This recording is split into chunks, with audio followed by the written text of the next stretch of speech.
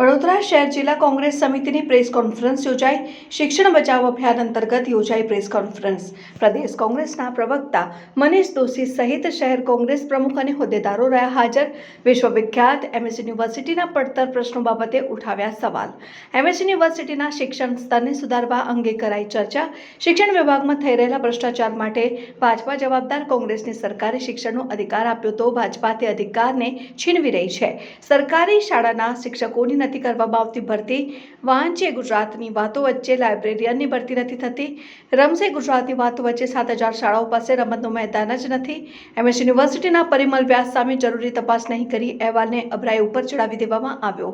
MS યુનિવર્સિટીના વિવાદિત VC Srivastava સામે પણ યોગ્ય તપાસ કરવામાં નથી આવી ને સમય મર્યાદા પૂર્ણ થતા પહેલા રાજીનામું અપાવી ભાજપા તેમને બચાવી દીધા।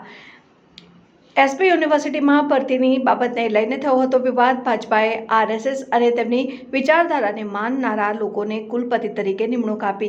આર્ટ્સ ફેકલ્ટીનો ડોમ જે ઓળખ છે તેની કાળજી રાખવામાં પણ યુનિવર્સિટીના સત્તાધીશો પાછા પડ્યા। શિક્ષણ બચાવ અભિયાનની શરૂઆત કરી રહ્યા છે અને આ મૂવમેન્ટ રાજ્યના હિત માટે ચલાવવામાં આવશે। રાજ્યના જુદા જુદા વિસ્તારોમાં અમે જઈશું અને શૈક્ષણિક સંસ્થાઓની કથળતી હાલતને સુધારવાના પ્રયાસો કરીશું। કોંગ્રેસે મધ્યાહન ભોજનની શરૂઆત કરી હતી કેમ કે બાળ મજૂરી નાબૂદ થાય અને બાળક શિક્ષણ મેળવી શકે। બેરોજગારીમાં ગુજરાત સરકાર આજે આગળ છે અને શિક્ષણમાં પાછળ રહી ગઈ છે।